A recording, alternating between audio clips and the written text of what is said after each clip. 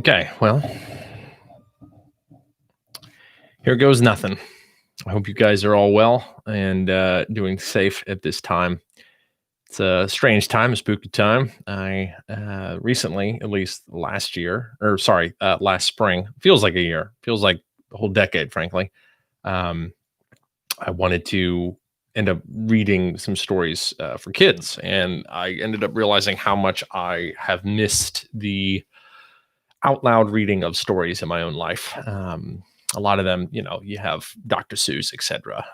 However, I think there's also some value in the fact that if we're actually able to read stories out loud of our own in our own lives that we enjoy now, in my mind, it's a kind of an uplifting thing to be able to hear from somebody else words that are familiar to you. So I decided, kind of on a whim, but I decided I'm going to give this a shot and read to you a couple different stories. There's going to be some stories read tonight, and then some stories read tomorrow. Hopefully, we'll see how it goes. And yeah, I'm guessing right now it's just me, and that's okay because it always starts small, and I'm fine with that. So I hope and wish you all well who are watching this now.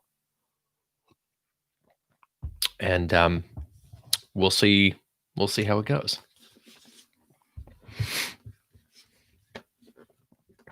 This is called the foghorn. Out there in the cold water, far from land, we waited every night for the coming of the fog, and it came.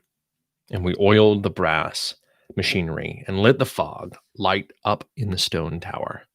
Feeling like two birds in the gray sky, McDunn and I sent the light touching out, red, then white, then red again, to eye the lonely ships. And if they did not see our light, then there was always our voice, the great deep cry of our foghorn shuddering through the rags of mist to startle the gulls away, like decks of scattered cards, and make the waves turn high and foam. It's a lonely life, but you get used to it now, aren't you? Asked McDunn. Yes, I said. You're a good talker, thank the Lord. Well, it's your turn on land tomorrow, he said, smiling, to dance the ladies and drink gin. What do you think, McDunn, when I leave you out here all alone? On the mysteries of the sea, McDunn lit his pipe. It was 7:15 on a cold November evening, the heat on, the light switching its tail in 200 directions, the foghorn bumbling in the high throat of the tower. There wasn't a town for 100 miles down the coast, just a road which came lonely through dead countries to the sea, with few cars on it, a stretch of 2 miles of cold water out to our rock, and rare few ships. The mysteries of the sea, said McDunn thoughtfully. You know, the ocean's the biggest damned snowflake ever. It rolls and swells 1,000 shapes and colors, no two alike. Strange. One night, years ago, I was here alone, and all of the fish of the sea surfaced out here. Something made them swim in and lie in the bay, sort of trembling and staring up at the tower, going red, white, across them, so I could see their funny eyes. I turned cold. They were like a big peacock's tail moving out there until midnight. Then, without so much as a sound, they slipped away. The million of them was gone. I kind of think maybe in some sort of way they all came to miles. They came all those miles to worship. Strange. But think how the tower must look to them, standing 70 feet above the water, the godlight flashing out from them, and the tower declaring itself with a monster voice. They never came back, those fish. But don't you think for a while they thought they were in the presence? I shivered. I looked out at the long gray lawn of the sea, stretching away into nothing and nowhere. Oh, the sea's full, McDunn puffed his pipe nervously, blinking. He had been nervous all day and hadn't said why. For all our engines and so-called submarines, it'll be 10,000 centuries before we set foot on the real bottom of the sunken lands, in the fairy kingdoms there, and know real terror. Think of it. It's still the year 300,000 before Christ down under there, while we've paraded around with trumpets, lopping off each other's countries and heads. They've been living beneath the sea, 12 miles deep and cold, in a time as old as the beard of a comet. Yes, it's an old world. Come on. I've got something special I've been saving up to tell you. We ascended the 80 steps, talking and taking our time. At the top, McDunn switched off the room's light so there'd be no reflection in the plate glass. The great eye of the light was humming, turning easily in its oiled socket. The foghorn was blowing steadily, once every 15 seconds. Sounds like an animal, don't it? McDunn nodded to himself. A big, lonely animal crying in the night. Sitting here on the edge of 10 billion years calling out to the deeps. I'm here, I'm here, I'm here. And the deeps do answer. Yes, they do. You've been here now for 3 months, Johnny, so I better prepare you. About this time of year, he said, studying the murk and fog, something comes to visit the lighthouse. The swarms of fish, like you said? No, this is something else. I've put off telling you because you might think I'm daft, but tonight's the latest I can put it off. For if my calendar marked right from last year, tonight's the night it comes. I won't go into detail. You'll have to see it for yourself. Just sit down there. If you want, tomorrow you can pack your duffel and take the motorboat into land and get your car parked there at the dingy pier on the Cape and drive on back to some little inland town and keep your lights burning nights. I won't question or blame you. It's happened 3 years now, and this is the only time anyone's been here with me to verify it. You wait and watch. Half an hour passed, with only a few whispers between us. When we grew tired waiting, McDunn began describing some of his ideas to me. He had some theories about the foghorn itself.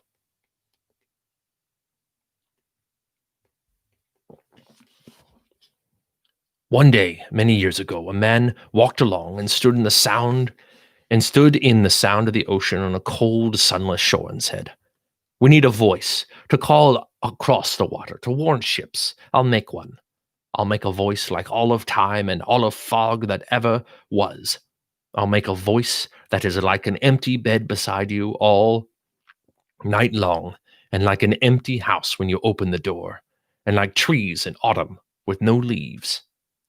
A sound like the birds flying south, crying, and a sound like November wind, and the sea on the hard, cold shore. I'll make a sound that's so alone that no one will miss it, that whoever hears it will weep in their souls, and hearths will seem warmer, and being inside will seem better to all who hear it in the distant towns. I'll make a sound and an apparatus, and they'll call it a foghorn, and whoever hears it will know the sadness of eternity and the briefness of life." The foghorn blew.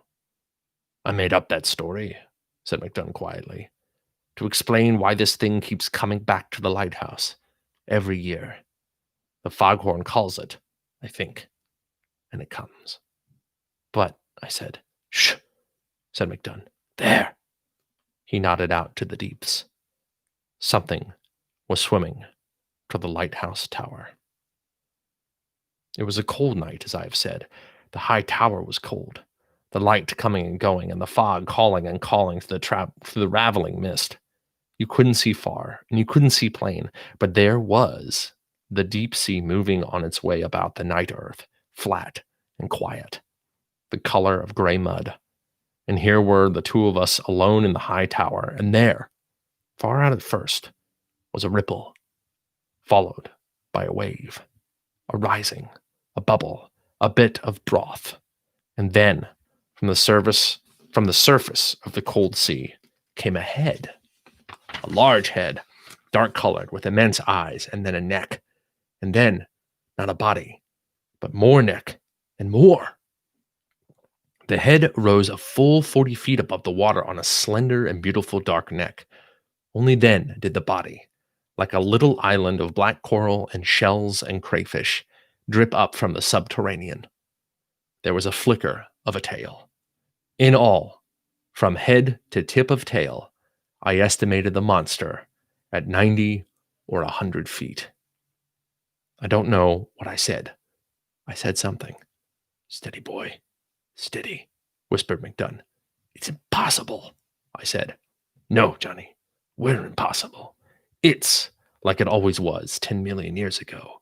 It hasn't changed. It's us and the land that have changed, become impossible. Us." It swam slowly, and with a great dark majesty out in the icy waters, far away. The fog came and went about it, momentarily erasing its shape. One of the monster's eyes caught and held and flashed back our immense light, red, white, red, white, like a disc held high and sending a message in primeval code. It was as silent as though the fog through which it swam.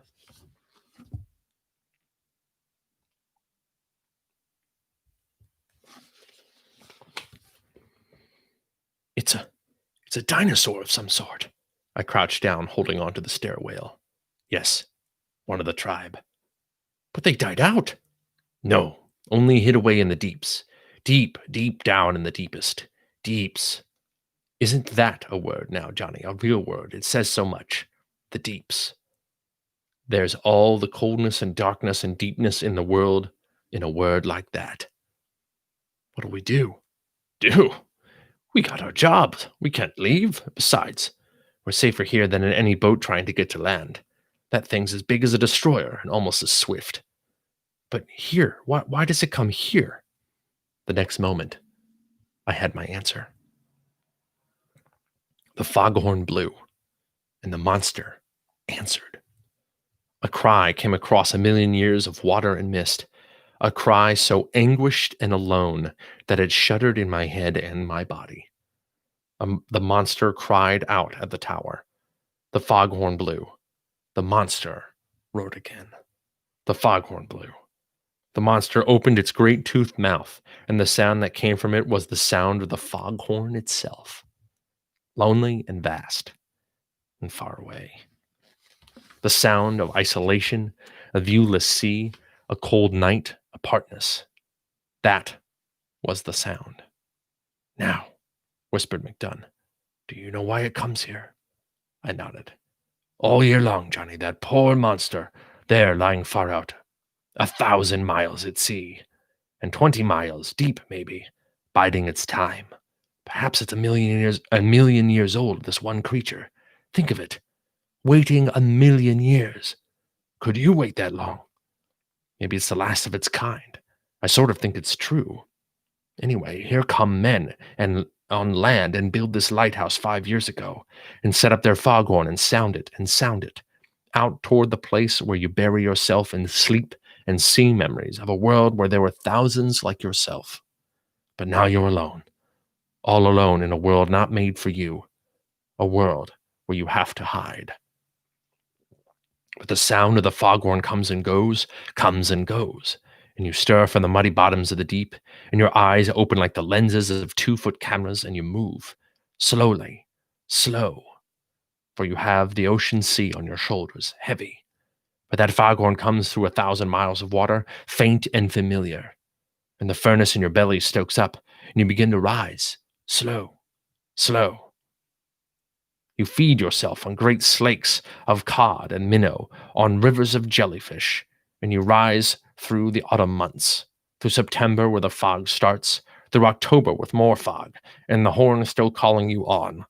And then, late in November, after pressurizing yourself day by day, a few feet higher every hour, you are near the surface and still alive. So it'll take you all of 3 months to surface, and then a number of days to swim through the cold waters to the lighthouse. And there you are, out there in the night, Johnny, the biggest damn monster in creation. And here's the lighthouse calling to you, with a long neck like your neck, sticking way up out of the water, and a body like your body. And most importantly, a voice like your voice. Do you understand now, Johnny? Do you understand? The foghorn blew. The monster answered. I saw it all. I knew it all. The million years of waiting alone for someone to come back who never came back. The million years of isolation at the bottom of the sea. The insanity of time there, with the skies cleared of reptile birds, the swamps dried on continental lands, the sloths and saber-tooths had their day and sank in tar pits, and men ran like white ants upon the hills. The foghorn blew. "Last year," said McDunn, "that creature swam round and round and round all night. Not coming too near, puzzled, I'd say, afraid, maybe, and a bit angry after coming all this way. But the next day, unexpectedly, the fog lifted, the sun came out fresh, the sky was as blue as a painting, and the monster swam off away from the heat and the silence and didn't come back. I suppose it's been brooding on it for a year now, thinking it over from every which way."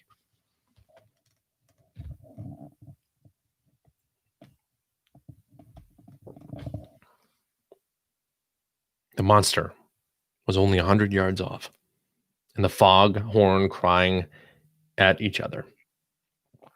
As the lights hit them, the monster's eyes were fire and ice, fire and ice. "That's life for you," said McDunn. "Someone always waiting for someone who never comes home. Always someone loving something more than that thing loves them.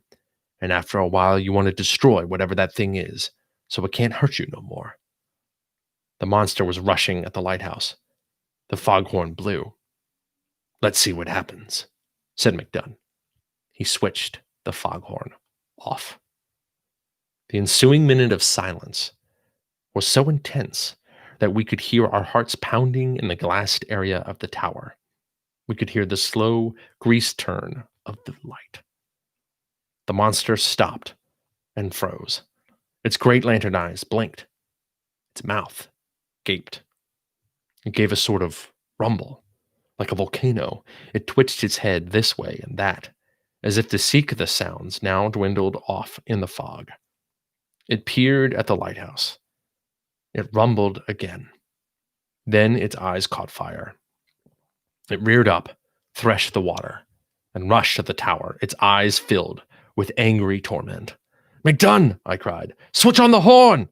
McDunn fumbled with the switch, but even as he flicked it on, the monster was rearing up. I had a glimpse of its gigantic paws, fish skin glittering in webs between finger-like projections clawing at the tower. The huge eye on the right side of its anguished head glittered before me like a cauldron in which I might drop screaming. The tower shook. The foghorn cried. The monster cried. It seized the tower and gnashed at the glass, which shattered in upon us. McDunn seized my arm. "Downstairs!" The tower rocked, trembled, and started to give. The foghorn and the monster roared. We stumbled and fell half down the stairs. "Quick!" We reached the bottom as the tower buckled down towards us. We ducked under the stairs into the small stone cellar. There were 1,000 concussions as the rocks rained down. The foghorn stopped abruptly. The monster crashed upon the tower. The tower fell. We knelt together, McDunn and I, holding tight, while our world exploded. Then it was over, and there was nothing but darkness and the wash of the sea on the raw stones. That and the other sound. "Listen," McDunn said quietly. "Listen." We waited a moment. And then I began to hear it. First, a great vacuumed sucking of air, and then the lament. The bewilderment, the loneliness of the great monster, folded over and upon us, above us, so that the sickening reek of its body filled the air, a stone's thickness away from our cellar. The monster gasped and cried. The tower was gone. The light was gone. The thing that had called it across 1,000,000 years ago was gone. And the monster was opening its mouth and sending out great sounds. The sounds of a foghorn, again and again. And ships far out at sea, not finding the light, not seeing anything, but passing and hearing that night, must have thought, "There it is, the lonely sound, the lonesome bay horn. All's well. We've rounded the cape." And so it went for the rest of the night.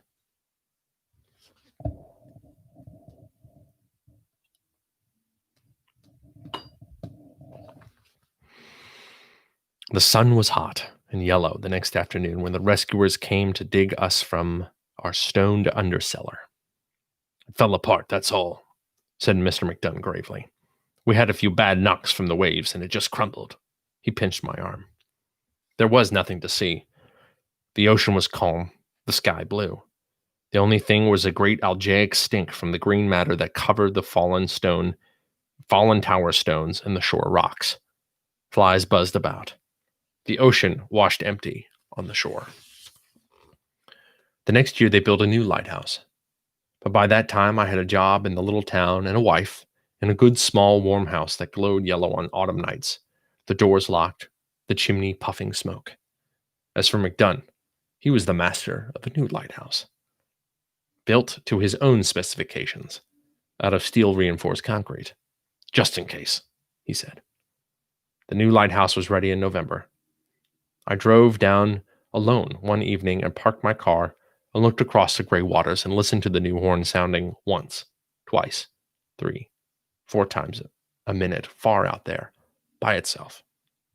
It never came back. It's gone away, said McDunn. It's gone back to the deeps.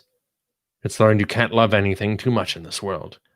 It's gone into the deepest deeps to wait another 1,000,000 years.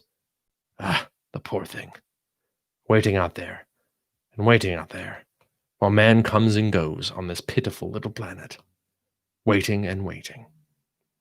I sat in my car, listening. I couldn't see the lighthouse or the light standing out in Lonesome Bay. I could only hear the horn. The horn. The horn. It sounded like the monster calling. I sat there wishing there was something I could say. The end. That is The Foghorn, written by Ray Bradbury. I guess some fun things about Ray Bradbury is, for those of you who have read him, he's probably most famously known for Fahrenheit 451, at least for, in particular in high school. Often it's a required reading. I was not required to read it in my time in high school, at least in the high school I went to. I think it was 1984 that I ended up reading George Orwell's book. But I ended up getting recommended by a friend after I think college was done to read Fahrenheit 451. And ever since then, I've always been very impressed by Bradbury's ability to not be restricted by the use of language in his books. And I found it very fun to read, in particular his short stuff. Just kind of give you an idea of what I'm using as a resource this time. This is the Everyman's Library edition. It's called The Stories of Ray Bradbury. This edition, I believe, was published in, looks like 2010 is when this was published. And it's 100 short stories of Ray Bradbury. And yeah, it's fantastic. Anyone from Spielberg to Stephen King have all said that they've been big admirers of Ray Bradbury. And needless to say, if you watch a lot of movies and or read different books, sci-fi, intense kind of supernatural thrillers, stuff like that, a lot of it comes from this guy's inspiration. So big fan about that. I'm going to take just a minute or two, and then I'm going to be reading a second one that incidentally also contains a prehistoric creature, but a very different tale. And it's also by Ray Bradbury. So I'm going to just hold on for just a minute.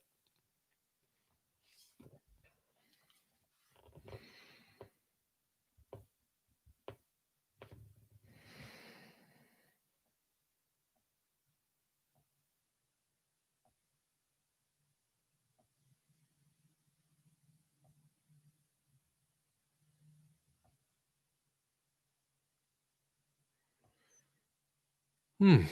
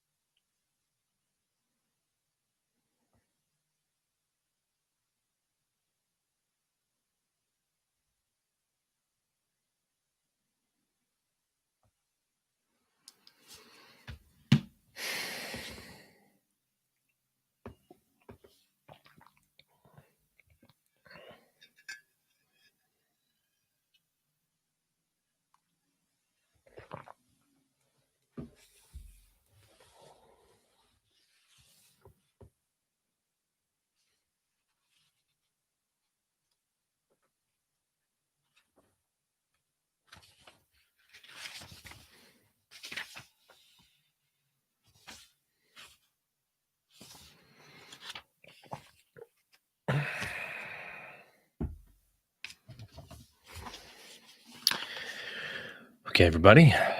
I'm going to continue on. This may just be me tonight. So, if you end up hopping on and watching this later, obviously I'm down for comments. Some of this in particular, I'm looking to do a little bit better in terms of obviously how I present when I do read. I know that obviously can kind of depend on what you like and don't like in terms of reading, but at least on my end, I'm a big fan of just being able to read stuff out loud and being able to practice. And I have I'm used to criticism in terms of I've been doing creative work for a while. So I won't take it personally.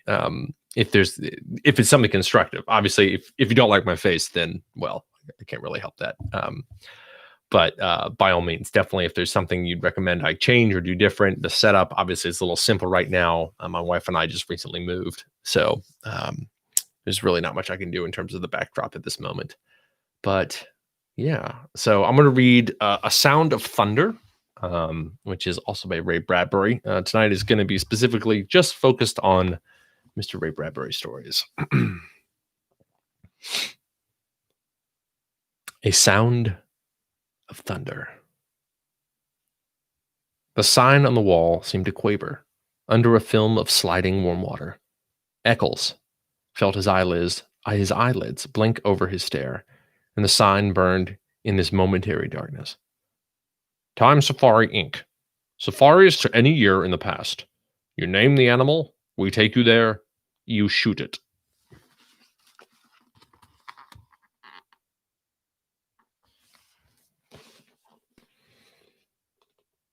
A warm phlegm gathered in Eccles' throat. He swallowed and pushed it down. The muscles around his mouth formed a smile as he put his hand slowly out upon the air, and in that hand waved a check for $10,000 at the man behind the desk. Does this safari guarantee I come back alive?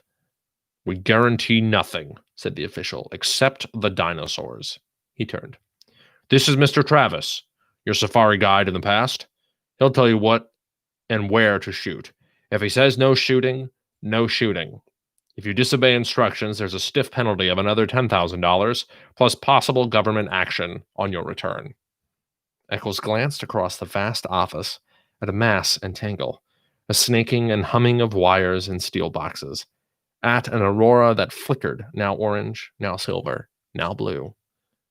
There was a sound like a gigantic bonfire burning all of time, all the years and all the parchment calendars, all the hours piled high and set aflame. A touch of the hand, and this burning would, on the instant, beautifully reverse itself. Eccles remembered the wording in the advertisements to the letter. Out of the shards and ashes, out of dust and coals, like golden salamanders, the old years, the green years might leap. Roses sweeten the air, white hair turned Irish black, wrinkles vanish, everything fly back to seed, flee death, rush down to their beginnings, suns rise in western skies and set in glorious easts. Moons eat themselves opposite to the custom, all and everything, cupping one another like Chinese boxes, rabbits into hats, all and everything returning to the fresh death, the seed death, the green death, to the time before the beginning. A touch of a hand might do it, the merest touch of a hand. Helen, damn, Eccles breathed, the light of the machine on his thin face. A real time machine. He shook his head. Makes you think. If the election had gone badly yesterday, I might be here now running away from the results. Thank God Keith won. He'll make a fine president of the United States. Yes, said the man behind the desk. We're lucky. If Dutcher had gotten in, we'd have the worst kind of dictatorship. There's an anti-everything man for you, a militarist, anti-Christ, anti-human, anti-intellectual. People called us up, joking but not joking. Said if Dutcher became president, they wanted to go live in 1492. Of course, it's not our business to conduct escapes, but to form safaris. Anyway, Keith's president now. All you got to worry about is shooting my dinosaur. Eccles finished it for him.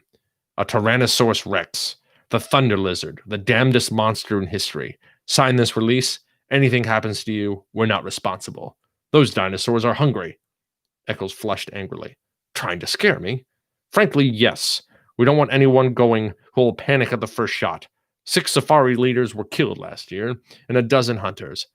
We're here to give you the damnedest thrill a real hunter ever asked for. Traveling you back 60 million years to bag the biggest damned game in all time. Your personal check's still there. Tear it up. Mr. Eccles looked at the check for a long time. His fingers twitched. Good luck, said the man behind the desk. Mr. Travis, he's all yours. They moved silently across the room, taking their guns with them, toward the machine, toward the silver metal and the roaring light. First a day, and then a night, and then a day, and then a night, and then it was day, night, day, a week, a month, a year, a decade, AD 2055, AD 2019, AD 1999, 1957, gone. The machine roared. They put on their oxygen helmets and tested the intercoms. Eccles swayed on the padded seat, his face pale, his jaw stiff. He felt the trembling in his arms, and he looked down and found his hands tight on the new rifle. There were 4 other men in the machine, Travis, the safari leader, his assistant, Lesperance, and 2 other hunters, Billings and Kramer. They sat looking at each other, and the years blazed around them. Can these guns get a dinosaur cold? Eccles felt his mouth saying. If you hit them right, said Travis on the helmet radio. Some dinosaurs have 2 brains, one in the head, another far down the spinal column. We stay away from those. They're stretching luck. Put your first 2 shots in the eyes, if you can, blind them, and then go back into the brain. The machine howled. Time was a film running backwards. Suns fled, and 10 million moons fled after them. Good God, said Eccles. Every hunter that ever lived would envy us today. This makes Africa feel like Illinois. The machine slowed. Its scream fell to a murmur. The machine stopped. The sun stopped in the sky. The fog that had enveloped the machine blew away, and they were in an old time, a very old time indeed. 3 hunters and 2 safari heads with their blue metal guns across their knees. Christ isn't born yet, said Travis. Moses has not gone to the mountain to talk with God. The pyramids are still in the earth, waiting to be cut up and put up. Remember that. Alexander, Caesar, Napoleon, Hitler, none of them exist. The men nodded. That, Mr. Travis pointed, is the jungle of 60,002,055 years before President Keith. He indicated a metal path that struck off into green wilderness, over steaming swamp, across giant ferns and palms. And that, he said, is the path laid by Time Safari for your use. It floats 6 inches above the ground. Don't touch so much as one grass blade, flower, or tree. It's an anti-gravity metal. Its purpose is to keep you from touching this world of the past in any way. Stay on the path. Don't go off it. I repeat, don't go off for any reason. If you fall off, there's a penalty. And don't shoot any animal we don't okay. Why? Asked Eccles. They sat in the ancient wilderness. Far birds' cries blew on a wind, and the smell of tar, and an old salt sea, moist grasses, and the flowers the color of blood.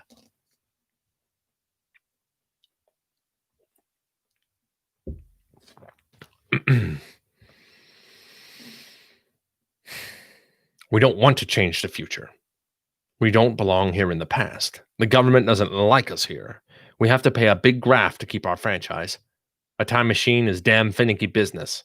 Not knowing it, we might kill an important animal, a small bird, a roach, a flower even, thus destroying an important link in a growing species. That's not clear, said Eccles. All right, Travis continued. Say we accidentally kill one mouse here. That means all the future families of this one particular mouse are destroyed, right? Right. And all the families of the families of the families of that one mouse. With a stamp of your foot, you annihilate first one, then a dozen, then 1,000, 1,000,000, 1,000,000,000 possible mice. So they're dead, said Eccles. So what? So what? Travis snorted quietly. Well, what about the foxes that needs those mice to survive? For want of 10 mice, a fox dies. For want of 10 foxes, a lion starves. For want of a lion, all matter of insects, vultures, infinite billions of life forms are thrown into chaos and destruction. Eventually, it all boils down to this. 59 million years ago, a caveman, one of a dozen on the entire world, goes hunting wild boar or a saber-toothed tiger for food.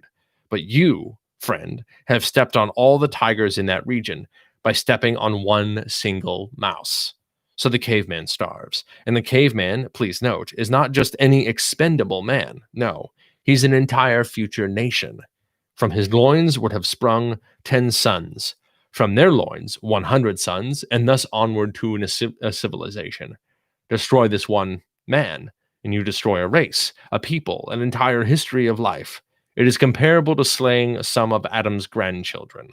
The stamp of your foot on one mouse could start an earthquake, the effects which could shake our earth and destinies down through time to their very foundations. With the death of that one caveman, 1 billion others, yet unborn, are throttled in the womb. Perhaps Rome never rises on its 7 hills. Perhaps Europe is forever a dark forest, and only Asia waxes healthy and teeming. Step on a mouse, and you crush the pyramids. Step on a mouse, and you leave your print like a Grand Canyon across eternity. Queen Elizabeth might never be born. Washington might not cross the Delaware. There might never be a United States at all. So be careful. Stay on the path. Never step off. I see, said Eccles. Then it wouldn't pay for us even to touch the grass. Correct. Crushing plants could add up infinitesimally. A little error would multiply in 60 million years, all out of proportion. Of course, maybe our theory is wrong. Maybe time can't be changed by us. Or maybe it can be changed only in little subtle ways. A dead mouse here makes an insect imbalance there, a population disproportionate later, a bad harvest further on. A depression, mass starvation, and finally a change in social temperament in far-flung countries. Something much more subtle like that. Perhaps only a soft breath, a whisper, a hair, pollen on the air. Such a slight change that unless you looked close, you wouldn't see it. Who knows? Who really can say he knows? We don't know. We're guessing. But until we do know for certain whether our messing around in time can make a big roar or a little rustle in history, we're being damned careful. This machine, this path, your body, and your clothing and bodies were sterilized, as you know, before the journey. We wear these oxygen helmets so we can't introduce our bacteria into an ancient atmosphere. How do we know which animals to shoot? They're marked with red paint, said Travis. Today before our journey, we set Lesperance here with the machine. He came to this particular area and followed certain animals. Studying them? Right, said Lesperance. I tracked them through their entire existence, noting which of them lives longest. Not long. How many times they mate? Not often. Life short. When I find one that's going to die when a tree falls on him, or one that drowns in a tar pit, I note the exact hour, minute, and second. I shoot the paint bomb. It leaves a red patch on his hide. We can't miss it then. Then I correlate our arrival in the past so that we meet the monster not more than 2 minutes before he would have died anyway. This way, we kill only animals with no future, that are never going to mate again. You see how careful we are. But if you came back this morning in time, said Eccles eagerly, you must have bumped into us, our safari. How did it turn out? Was it successful? Did all of us get through alive? Travis and Lesperance gave each other a look. That would be a paradox, said the latter. Time doesn't permit that sort of mess. Man meeting himself. When such occasions threaten, time steps back, like an airplane hitting an air pocket. You felt the machine jump just before we stopped? That was us, passing on our way to the future. We saw nothing. There's no way of telling if this expedition was successful if we got our monster, or whether all of us, meaning you, Mr. Eccles, got out alive. Eccles smiled palely. Cut that, said Travis. Everyone on his feet. They were ready to leave the machine. The jungle was high, and the forest was broad, and the jungle was the entire world, forever and ever. Sounds like music and sounds like flying tents filled the sky, And those were the pterodactyls, soaring with cavernous gray wings, gigantic bats out of a delirium and a night fever. Eccles, balanced on the narrow path, aimed his rifle playfully. "Stop that," said Travis. "Don't even aim for fun, damn it. If your gun should go off." Eccles flushed. "Where's our Tyrannosaurus?" Lesperance checked his wrist watch. "Up ahead. We'll bisect his trail in 60 seconds. Look for the red paint, for Christ's sake. Don't shoot until we give the word. Stay on the path. Stay on the path." They moved forward in the wind of morning. "Strange," murmured Eccles. "Up ahead, 60 million years. Election day is over. Keith made president. Everyone's celebrating. And here we are, a million years lost. And they don't exist. The thing we're worried about for months, a lifetime, not even born or thought about yet." "Safety catch is off, everyone," ordered Travis. "You, first shot, Eccles. Second, Billings. Third, Kramer." "I've hunted tiger, wild boar, buffalo, elephant, but Jesus, this is it," said Eccles. "I'm shaking like a kid." "Ah," said Travis. Everyone stopped. Travis raised his hand. "Ahead," he whispered. "In the mist. There he is. There's his royal majesty now."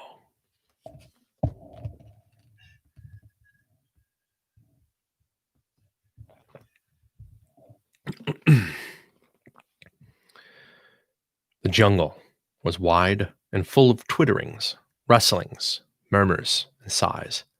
Suddenly it all ceased, as if someone had shut a door. Silence. A sound of thunder. Out of the mist, 100 yards away, came Tyrannosaurus Rex.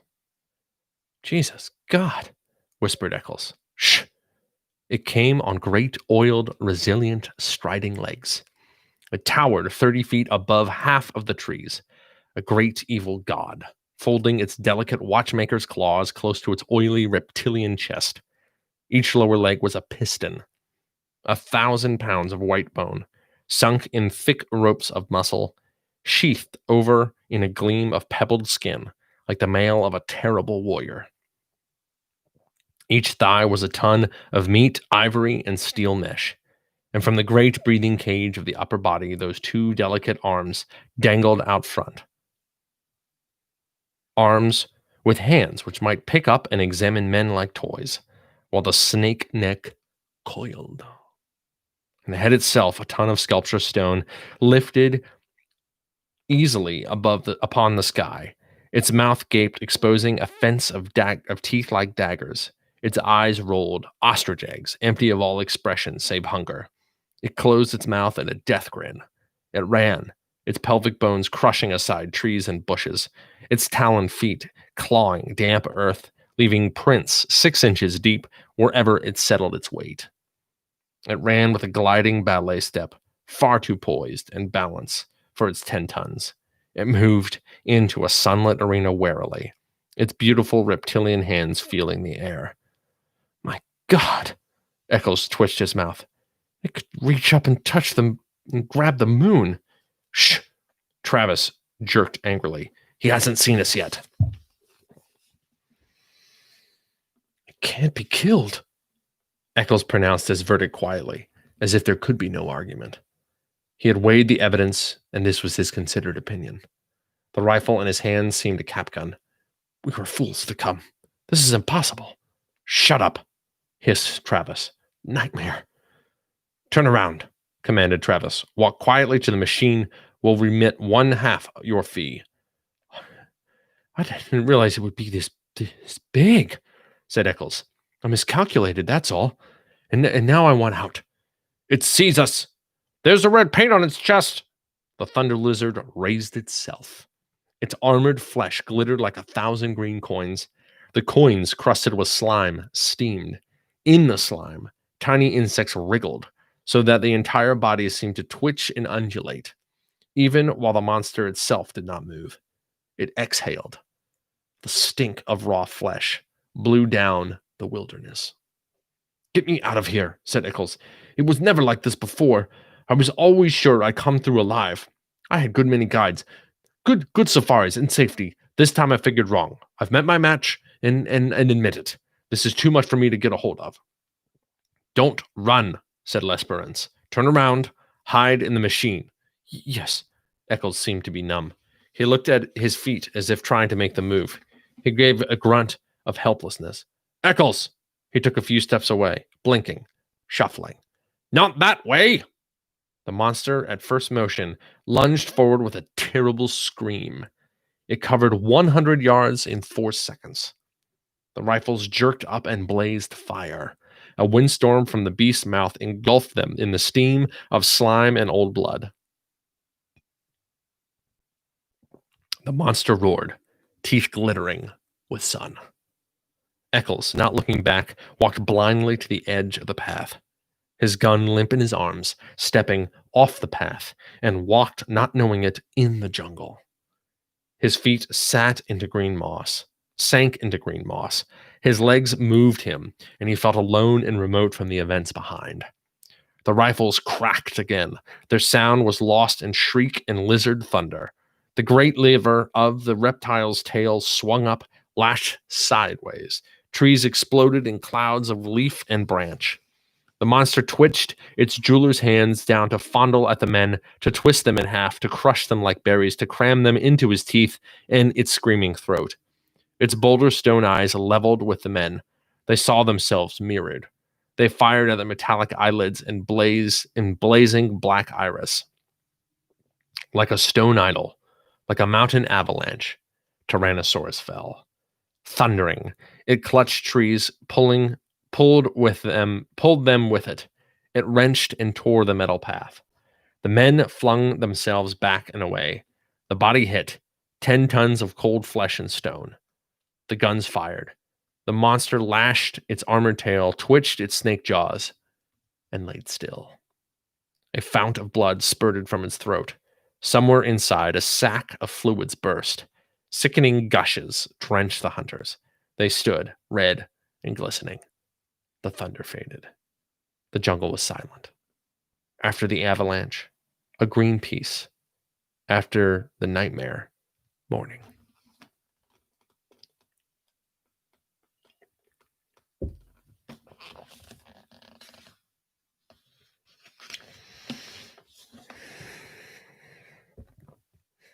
Billings and Kramer sat on the path and threw up.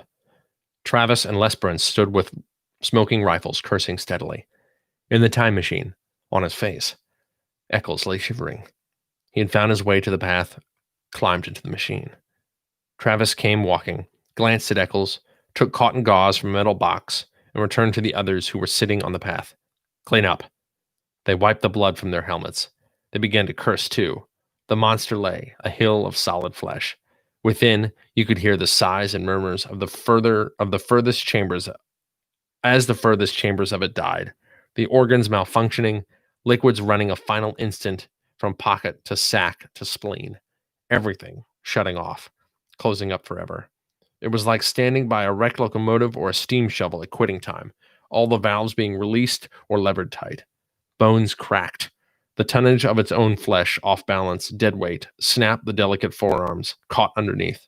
The meat settled, quivering. Another cracking sound.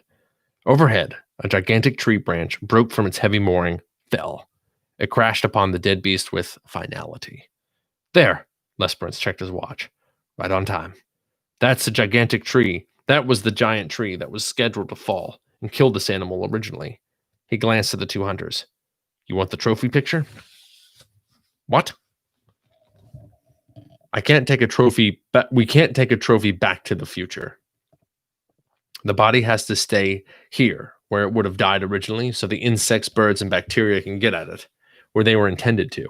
Everything in balance. The body stays, but we can take a picture of you standing near it. The two men tried to think, but gave up, shaking their heads. They let themselves to be led along the metal path. They sank wearily into the machine cushions. They gazed back at the ruined monster, the stagnating mound, where already strange reptilian birds and golden insects were busy at the steaming armor. A sound on the floor of the time machine stiffened them. Eccles sat there, shivering. I'm sorry, he said at last. Get up, said Travis. Eccles got up. Go out on that path alone, said Travis. He had his rifle pointed. You're not coming back in the machine. We're leaving you here. Lesbrun seized Travis's arm. Wait, stay out of this. Travis shook his hand away. This son of a bitch nearly killed us, but it isn't that so much. Hell no. It's his shoes. Look at them. He ran off the path. My God, that ruins us. That ruins us. Christ knows how much we'll forfeit. Tens of thousands of dollars of insurance. We guarantee no one leaves the path. He left it. The damn fool. I'll have to report it to the government. They might revoke our license to travel. God knows what he's done to time, to history. Take it easy. All he did was kick up some dirt. How do we know? Cried Travis. We don't know anything. It's a damn mystery. Get out of here, Eccles. Eccles fumbled his shirt. I'll pay anything. $100,000. Travis glared at Eccles' checkbook and spat. Get out there. The monster's next to the path. Stick your arm up to your elbows in his mouth. Then you can come back with us. That's unreasonable. The monster's dead, you yellow bastard. The bullets. The bullets can't be left behind. They don't belong here in the past. They might change something. Here's my knife. Dig them out. The jungle was alive again, full of the old tremorings and bird cries. Eccles turned slowly to regard the primeval garbage dump, that hill of nightmares and terror. After a long time, like a sleepwalker, he shuffled out along the path. He returned, shuddering. 5 minutes later, his arms soaked and red to the elbows. He held out his hand. Each held a number of steel bullets. Then he fell. He lay where he fell, not moving. You didn't have to make him do that, said Lesbrun. Didn't I? It's too early to tell. Travis nudged the still body. He'll live. Next time he won't go hunting. He won't go hunting game like this. Okay. He jerked his thumb wearily at Lesbrun. Switch on. Let's go home.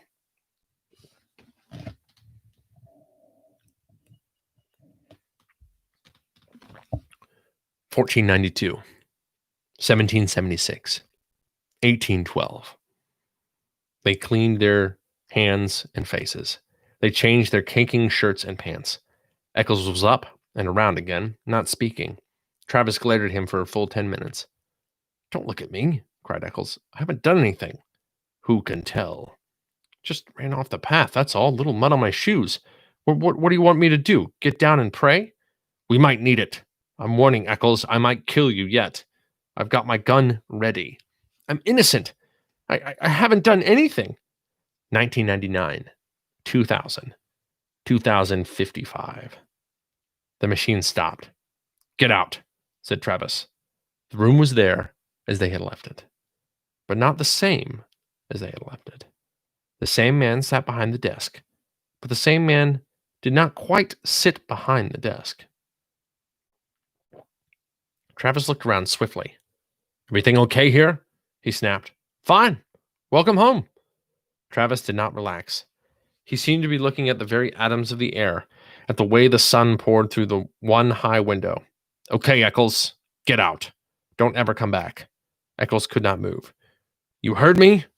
What are you staring at? Eccles stood smelling of the air, and there was a thing to the air, a chemical taint, so subtle, so slight that only a faint cry of his subliminal senses warned him it was there. The colors, white, gray, blue, orange, in the wall, in the furniture, in the sky beyond the window were, and there was a feel. His flesh twitched, his hands twitched. He stood drinking the oddness with the pores of his body. Somewhere, someone might have been screaming one of those whistles that only a dog can hear. His body screamed silence in return. Beyond this room, beyond this wall, beyond this man who was not quite the same man seated at this desk that was not quite the same desk, lay an entire world of streets and people. What sort of world it was now, there was no telling. He could feel them moving there, beyond the walls, almost like so many chess pieces blown in a dry wind. But the immediate thing was the sign painted on the office wall, the same sign he had read earlier today on first entering. Somehow, the sign had changed. Time Safari Inc. Safaris to any year in the past. You name the animal. We take you there. You shoot it.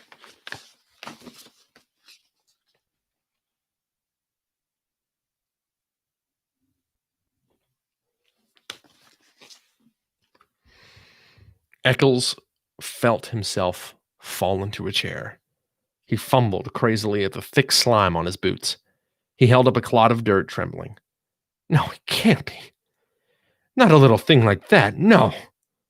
Embedded in the mud, glistening green and gold and black, was a butterfly, very beautiful and very dead.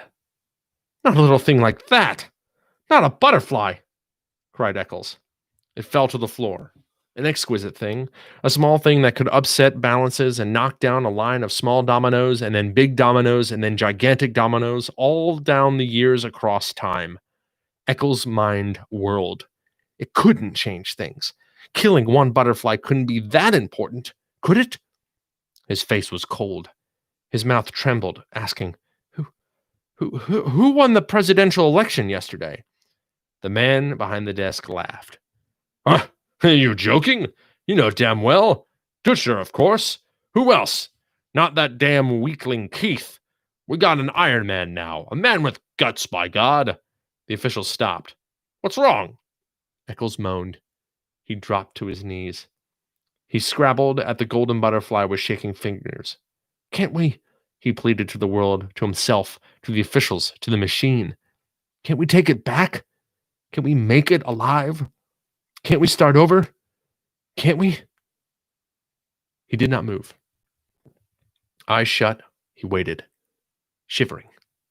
He heard Travis breathe loud in the room. He heard Travis shift his rifle, click the safety catch, and raise the weapon. There was a sound of thunder. The end.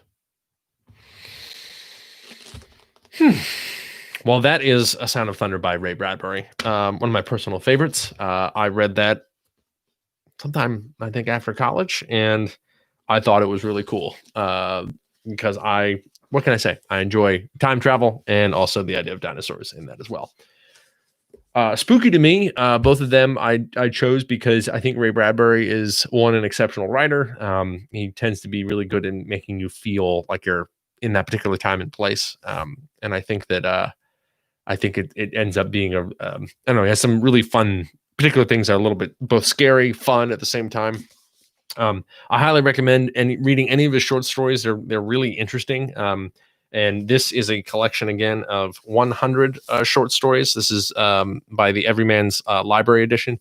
Highly recommend this. These books are really good in terms of their quality and their make as well, and just how they curate what they put in here. Really like the font, the print, the size, and it comes with their own little custom bookmarks. So big fan. I hope you guys are well. Thank you for the time. And we will be continuing, my goal anyway, with Spooky Stories Part 2 tomorrow. Take care. Enjoy the rest of your night.